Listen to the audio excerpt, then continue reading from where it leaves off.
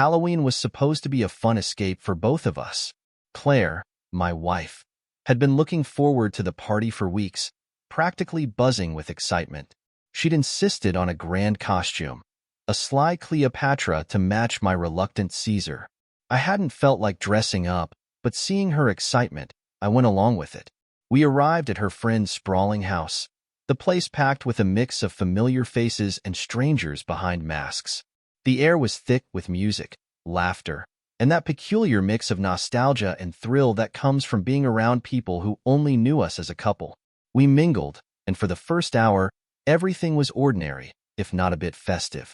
I even relaxed for a moment, realizing that maybe it would be nice to let loose for a night.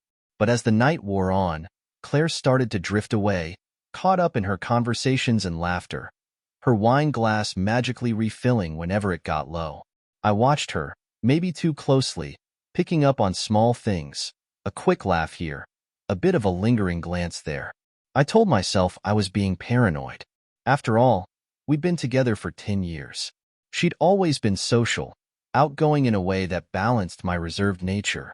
I was standing by the bar area when I noticed her with another guy, someone I hadn't seen before. Tall, rugged, and casually charming, he was dressed as a devil, the irony too painful to appreciate. They laughed together, her hand on his arm, too familiar. For a moment, I wondered if I was imagining things. Maybe it was the low light, the masks, the haze of the Halloween party that made everything seem worse. I dismissed it, grabbed a beer, and joined some friends, forcing myself to relax. But then I saw her slip out to the patio with him. For a good 15 minutes, she didn't return. I tried to play it cool, told myself not to jump to conclusions, but my mind was racing.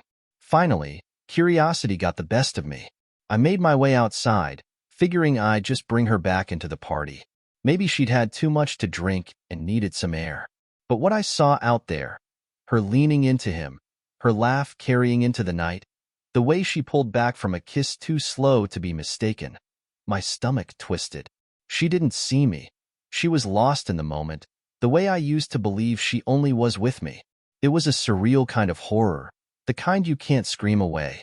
I was rooted to the spot, the image of her betrayal searing into my memory. After what felt like hours, but was probably just minutes, I walked back inside, heart pounding in my chest. Every nerve was screaming at me to confront her, to demand an explanation. But I knew this wasn't the place for it. I needed to keep a clear head, no matter how much it hurt, or how badly I wanted to throw her mask right off and reveal her for what she was. I stayed by the door, watching, waiting. Eventually, she came back in, straightening her dress and smoothing down her hair as if nothing had happened. She spotted me and waved, giving me that easy, relaxed smile she always did when she wanted to make sure I was okay. Only tonight, it felt forced, hollow. I couldn't even bring myself to smile back. "Where were you?" I asked, keeping my voice steady. "Oh, just getting some air," she shrugged. "It's so stuffy in there." I studied her face, searching for any sign of guilt, but her expression was a perfect mask. And maybe it had been for a long time. I hadn't allowed myself to believe she'd be capable of something like this. It felt like I was staring at a stranger, someone I'd never really known. But I forced myself to play along. "Yeah, maybe we should head out soon," I said, knowing I needed time to think, a plan of my own. She agreed without question, her eyes glancing around the room as if she might catch another glimpse of him. We left the party in silence. I felt the cold October air cut through me, but it was nothing compared to the icy realization settling in my chest. We walked to the car, Claire prattling on about the party and the costumes, completely unaware of the storm brewing inside me. Once we got home, I watched her, every movement under my scrutiny. She went straight to our bedroom, tossed her shoes off, and lay back on the bed, her face flushed from the night.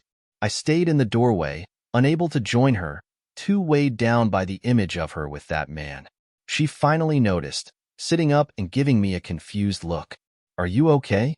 You've been quiet," she said, her voice light, as though nothing was wrong. "You and I both know why," I said, voice controlled but barely. "Or do you really think I wouldn't notice?" I watched her freeze, a flicker of panic flashing across her face before she quickly buried it, her practiced smile vanishing. She took a deep breath, her face twisting into a look of feigned innocence. "What are you talking about?" I shook my head, the anger simmering to the surface now. "Don't play games with me, Claire. I saw you tonight, out there on the patio with him." I could barely force the words out, every syllable stabbing at me with fresh hurt. The color drained from her face. She opened her mouth, but no words came out, her confidence dissolving into silence. Her lips parted, a thousand lies probably forming behind them, but I could see the guilt finally catching up to her, eating away at that polished mask. "Jake, she stammered, struggling to find her footing. "I can explain. It was just a moment. It didn't mean anything. Please, you have to believe me." I felt something snap inside me. The sheer audacity, the way she thought she could just brush it off as if it were nothing, as if the promises we'd made to each other meant so little. I had to clench my fists just to keep myself steady, to stop the urge to shout and let every ounce of my anger out in a single breath. "A moment? You think a moment makes this okay?" I said, my voice low, each word heavy with restrained fury. "I don't even know who you are right now." She reached out, trying to place a hand on my arm, her eyes pleading, but I stepped back, putting the distance back between us. Her face fell, and for the first time, I saw fear, genuine and raw, taking over her expression. "Jake, please. It was nothing. We've just been so distant lately. I didn't mean for it to happen. I don't even know why I did it." She looked down, tears welling up in her eyes. But it was too little, too late. "Maybe you should take some time to figure that out," I replied coldly. I walked to the door, feeling her gaze on my back, the air thick with her silence. The rest of the night passed in silence. I took a blanket and crashed on the couch, sleep a distant hope as my mind replayed every word, every look, every betrayal. Morning light crept through the blinds, harsh and unforgiving, and I woke up stiff, feeling as if I'd aged a lifetime since the night before. I knew I'd have to talk to her again, but I was in no hurry. I got up, made myself a cup of coffee, and stared out the window, watching the world go by while mine fell apart. Part of me expected her to come downstairs, to say something, anything, to bridge the chasm between us. But the house stayed quiet, and I was left alone with my thoughts. Finally, I heard her soft footsteps on the stairs. She came into the kitchen, her eyes red and swollen, hair a mess. She looked like she hadn't slept either, but I couldn't bring myself to care. She avoided my gaze as she poured herself a glass of water, standing there like a stranger in our own home. "So," I started, breaking the silence. "What happens now?" She flinched, clutching the glass tightly, her knuckles turning white. "Jake, please, can we not do this right now?" I scoffed, anger bubbling up again. "Not do this? You think I can just ignore it, act like nothing happened?" She looked up, desperation in her eyes. I don't know. Okay? I'm so sorry. It was a mistake, Jake. A stupid, horrible mistake. But I love you, and I want to make this right. You love me?" I shook my head, the words sounding hollow. "Then explain, Claire. Explain how you could say you love me while sneaking around behind my back, making a fool of me at a party full of our friends." She fell silent, unable to meet my gaze, her face pale as she took a trembling breath. I could see the regret, maybe even the shame, but that didn't make it any easier to accept. It didn't erase the betrayal or the humiliation, the knowledge that someone else had a part of her that was supposed to be mine alone. After a moment, she finally looked up, her eyes glistening with unshed tears. "Jake, it was a moment of weakness. I didn't feel seen, I guess, like we were drifting apart." I clenched my jaw, the hurt cutting deeper. "And your solution was to betray me? I know I messed up, but can't we try to fix this? Isn't there something we can do to get back to what we had?" She took a step closer, reaching out, her voice cracking. "Please, Jake, I know I don't deserve it, but I'm begging you to give me another chance." I wanted to give in. A part of me wanted to believe her, to cling to the idea of fixing what was broken. But I couldn't shake the image of her with that man, the ease with which she lied, the way she looked at me last night like I was the one hurting her. I don't know, Claire. I don't know if there's anything left to save. My voice was flat, the weight of those words settling between us like a wall. She bit her lip, the tears spilling over as she nodded slowly. Then, if you want, I can stay somewhere else for a while. Give you some space to figure things out. I crossed my arms, barely able to look at her. Maybe that's best. Without another word, she turned and left the kitchen, the sound of her footsteps retreating up the stairs. A few minutes later, I heard the front door close, and silence returned to the house. Standing there in the emptiness, I realized something chilling. Her leaving wasn't a relief. It was a gaping void. All the love we'd shared, the life we'd built, it all felt like a ghost haunting the rooms of our house, leaving me with only echoes of what used to be. When she left that morning, I didn't know what to feel. The house was quiet, too quiet, and suddenly it felt as if every corner, every picture frame, every piece of furniture was whispering memories of us, mocking me with reminders of the life we'd built together. I wandered through each room, feeling like an intruder in my own home. The framed wedding photo on the living room wall seemed to stare back at me, my younger self beaming with a happiness so pure and unguarded. Claire looked radiant, her eyes filled with a light that felt like it belonged to another time, another world. The couple in that photo seemed invincible, as if nothing could touch them. And now, all I could feel was a chasm of loss as I stared at those smiling faces, feeling like I didn't even recognize them anymore. In the bedroom, her scent lingered on the sheets. It was strange how something so familiar could feel so tainted now, like a ghost wrapping itself around me, refusing to let go. I stood by the bed, replaying the morning routine we'd shared for years. Our sleepy exchanges, her laugh when I'd complain about the alarm, the way she'd kiss me on the cheek before getting up. Those small, mundane moments felt stolen from me now, reminders of a past that seemed just out of reach. As I moved through the house, the memories flooded back. Our first Christmas in this house, decorating the tree while laughing over eggnog that was way too strong. The countless Sunday mornings making pancakes together, flipping them onto the ceiling and laughing until our stomachs hurt. It was as if all those moments were mocking me, showing me what I'd lost and daring me to try and hold on to them.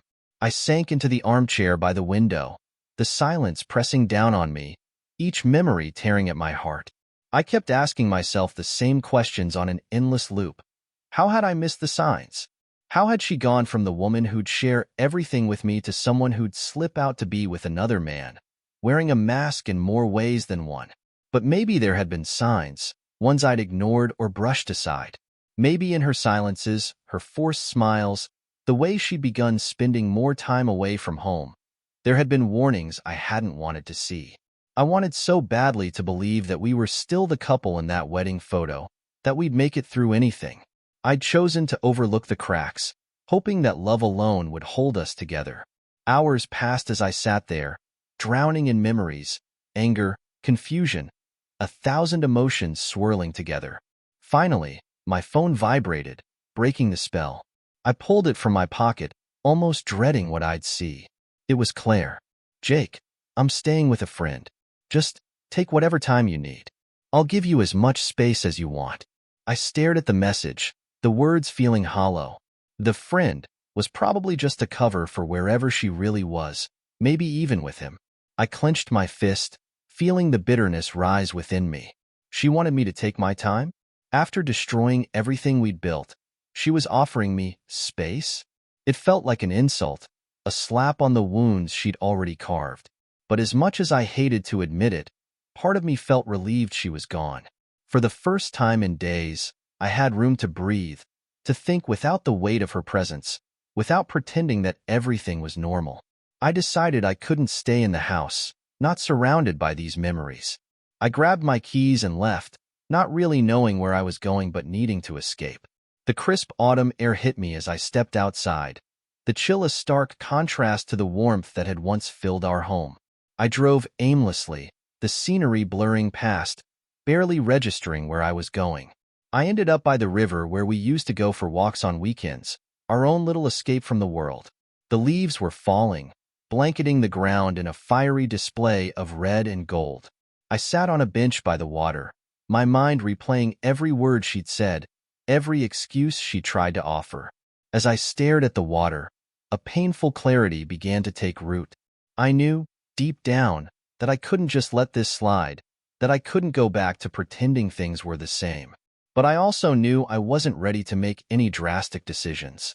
There was a part of me, foolish as it felt, that wanted answers, that wanted to know why she'd done this. Not for closure, not even to fix things, just to understand the woman I'd spent my life with. Maybe I owed it to myself to find out the truth, no matter how painful it would be. And maybe, just maybe, it was time to look beyond the life we'd built and start thinking about what came next. I returned home as night fell, the cold pressing in, mirroring the numbness I felt inside. The house was dark, silent, almost like it was holding its breath, waiting for the inevitable confrontation that would follow. I shut the door, steeling myself for whatever was to come next. If I was going to face this, I needed all the details, no matter how much it hurt. I couldn't move forward without knowing the truth. After pacing for a while, I finally picked up my phone and dialed her number. It rang, and for a brief moment, I hoped she wouldn't answer, that I'd be spared from having to hear her voice. But then there was a soft click. Jake. Her voice was hesitant, thick with fear, maybe regret. "We need to talk," I said, keeping my tone steady. "I need to know everything. All of it.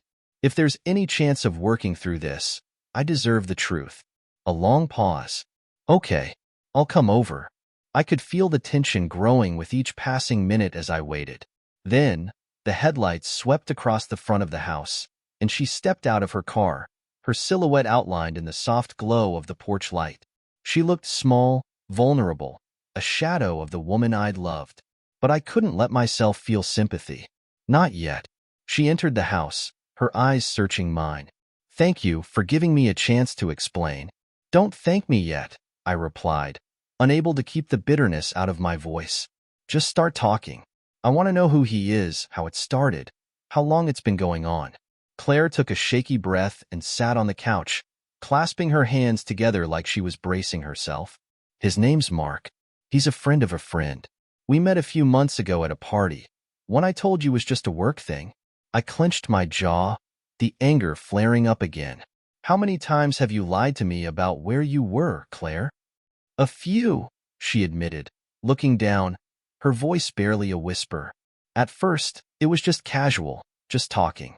I didn't think it was going anywhere, but I was wrong. He made me feel noticed. I felt like myself with him in a way I hadn't in a long time. So I wasn't enough for you?" I shot back, the accusation hanging heavy between us. She shook her head, looking pained. "No, it's not that, Jake. I don't know why I did it. I was selfish, I know that. It was like I was watching myself do these things, telling myself to stop, but I didn't. I didn't want to lose you, but at the same time, I didn't stop." Her words hung in the air, twisting the knife in deeper. "Didn't want to lose me? You were having an affair, Claire. How does that fit in with not wanting to lose me?" She covered her face with her hands, tears spilling out now, her voice choked with emotion. I know. I don't expect you to understand.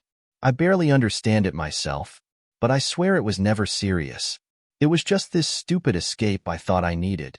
I felt a strange hollowness settle inside me. Her affair hadn't even been about love, about something she felt deeply.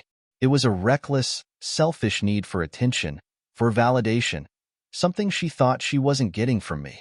And somehow, that made it even worse. "Did you ever plan to tell me? Or were you hoping you could just carry on like this?" I asked, my voice low. She wiped her eyes, looking defeated. I thought about telling you, but every time, I'd talk myself out of it. I'd tell myself that if I stopped, it could just stay in the past, and we'd move on like nothing happened. The silence that followed was thick, almost unbearable. I looked at her, feeling an overwhelming mix of emotions. Anger, betrayal, and somewhere in there, a flicker of pity for the woman I'd loved, who now seemed so lost, so shattered. "I need you to leave," I finally said, the words coming out before I'd even fully decided on them. "For real this time, not just a night away with a friend." I need time to sort through this mess, and I can't do it with you here. She nodded, her shoulders slumping, and gathered her things without another word.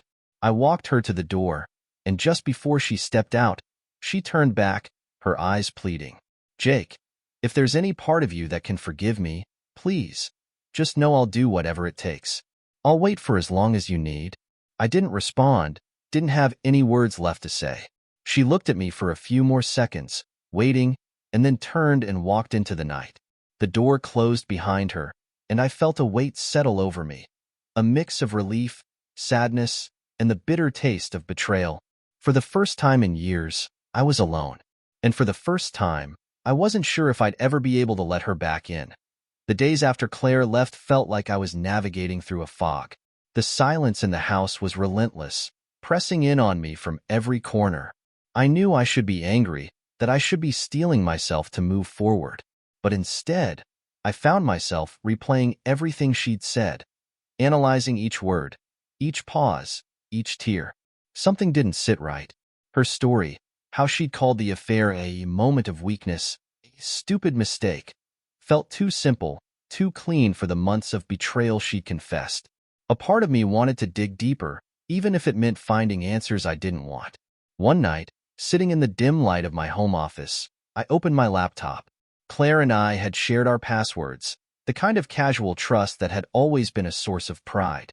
She'd once joked that if I ever looked through her messages, I'd be bored to tears. But now, that trust felt like the perfect camouflage. I opened her email and, with a deep breath, began to search. At first, there was nothing out of the ordinary. Work emails, family threads, a couple of forgotten subscriptions. I was about to close the laptop, telling myself to just stop, when I noticed an archive folder, nearly buried under dozens of others. Miscellaneous. I clicked on it, my heart pounding. The first email was mundane, but the further I scrolled, the more I saw the messages that she must have thought she'd hidden well. Emails from someone named Mark, the same man she'd mentioned during her confession. Their exchanges were filled with a familiarity that made my skin crawl. Lines like, "Can't wait to see you again," and "Last night was incredible." The next message was worse. A hotel reservation from months ago.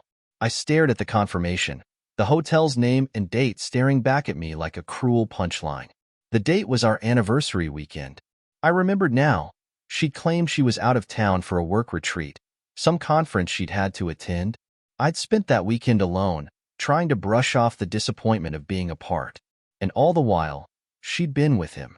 I swallowed hard, forcing myself to keep going, even as the rage began to build.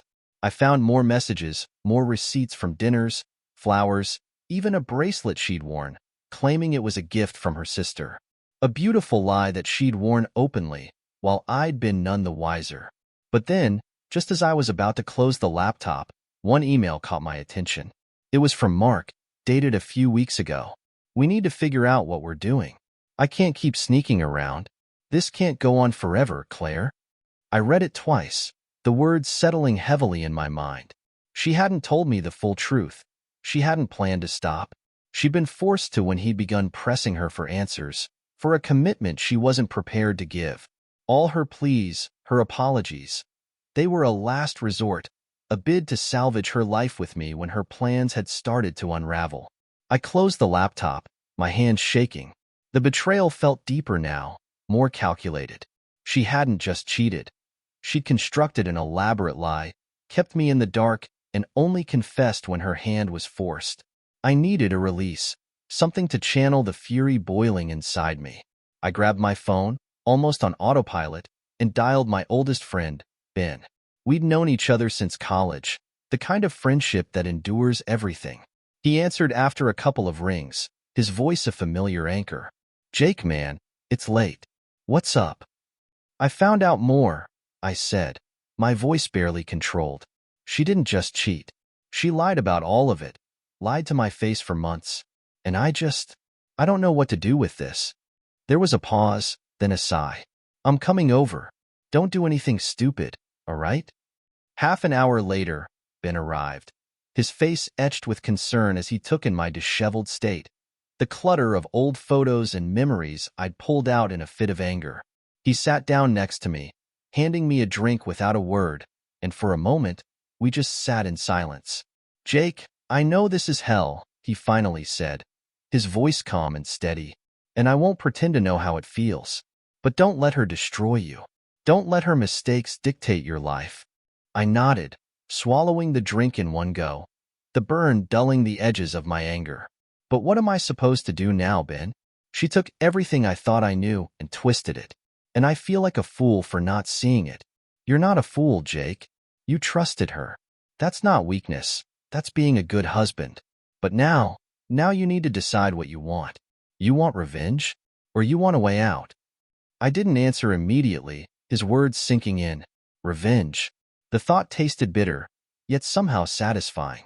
If she thought she could waltz back into my life, make me forgive her just to avoid the consequences of her own lies, she was wrong. Ben's words echoed in my mind for days.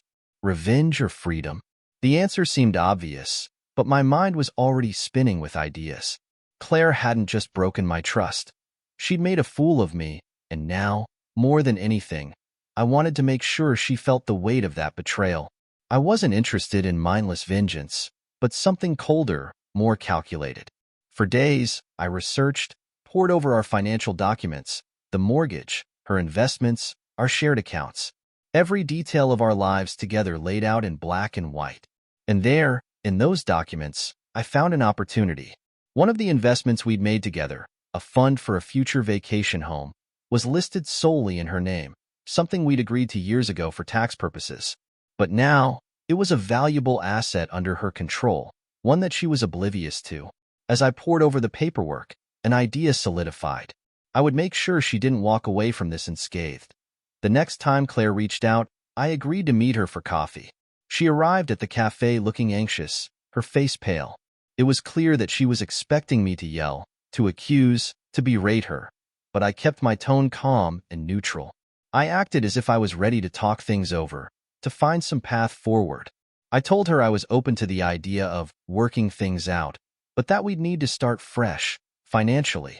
There's a lot to think about, and honestly, this affair has left me feeling exposed financially, I said, dropping the bait. It would be helpful if we divided our assets into separate accounts, just while we work through this. She looked a bit surprised, even relieved. "You really think that could work?" she asked, her voice a mix of hope and hesitation. "Maybe, but I need to feel secure. We need to be fair to each other." I pushed a set of documents toward her, fake financial statements detailing how we'd divide assets, temporarily. She barely skimmed through them, eager to agree. She would have no idea until it was too late. I spent the next few weeks implementing the plan, careful not to give away anything. At times, the facade almost cracked, especially when I'd catch glimpses of the pain and guilt flickering in her eyes. She tried to reach out, to mend things between us, to go on as if nothing had happened. It took everything in me not to confront her outright, to let her believe we had a future. But I kept up appearances, telling her I just needed more time. Claire moved her things back in slowly, believing she was proving her commitment to fixing things, while I moved our assets and consolidated funds into a trust that she wouldn't have access to. A month later, everything was in place. The financial division we'd agreed to on paper meant I had control of the majority of our joint assets. The money for the vacation home, all liquidated and transferred, was now inaccessible to her, and I'd secured our primary house in my name alone. It was a Thursday evening when I dropped the final bomb. We sat at the dinner table, an uncomfortable silence hanging between us. "I don't think this is going to work," I finally said, my voice steady. She looked up, stunned. "What do you mean?" "I mean us, Claire. You broke something that can't be fixed, and I've tried to work through it, but I can't. I think it's best if we part ways for good." Her face fell, her shock palpable. "But I thought we were rebuilding, Jake. I needed to be sure," I said coolly. "Now I am." In the days that followed, Claire tried everything: calls, texts, showing up at my door. Her desperation only intensified when I revealed what I'd done financially. She hadn't realized it at first, but now the truth was sinking in. She'd walked right into a trap, unknowingly signing over control of most of our assets to me, effectively leaving her with a fraction of what she thought she had. "This is revenge," she demanded one night when she cornered me outside the house. "You manipulated me." "No, Claire," I replied, my tone cold. "This is justice. You betrayed me, and now you're facing the consequences." Word got around quickly. Our friends, her family, even some of her coworkers began reaching out, trying to understand what had happened. I told them the truth, every ugly detail, laying bare the deception that had been at the heart of our marriage. The sympathy I received was a balm, a reminder that I hadn't been wrong to feel betrayed, to fight back. Claire's world began to unravel. She lost friends, faced cold stares and whispers, even struggled at work as word spread. She tried to blame me, to paint herself as the victim, but the evidence was too damning, the truth too clear. A few weeks later, I filed for divorce. She received the papers in the mail, and by that point, she was barely holding herself together. I saw her one last time, a ghost of the woman I'd once loved. She looked exhausted, beaten down, her voice barely a whisper when she asked, "Why?" "Because you didn't just betray me, Claire. You made me question everything we had, every moment, every promise. I couldn't live with that. And now, neither will you." She nodded, her face drained of any remaining fight, and signed the papers, knowing she had no choice. With the divorce finalized, I felt a strange calm settle over me. There was no joy in what I'd done, no sense of victory, only the satisfaction of knowing that I'd protected myself, that I hadn't allowed her betrayal to define me. I moved out of our house, starting fresh in a new place, taking only a few things and leaving the memories behind. I spent time reconnecting with friends, focusing on my career, finding myself again. I realized that Claire's betrayal had been a painful chapter, but it was only one part of my life. For the first time in years, I felt free from the weight of mistrust, from the doubts and suspicions that had haunted me since that Halloween night. Months passed, and as the dust settled, I looked back on the person I'd become through this ordeal. I wasn't the same man I'd been, the man who'd trusted blindly, who'd given his heart without question. But I'd found strength I didn't know I had, a resolve that carried me through the darkest times. One afternoon, as I sat by the river where I'd gone so many times to clear my mind, I felt a strange peace wash over me. I no longer thought about Claire or the past. I had my life, my freedom, and a future that was once again mine to shape.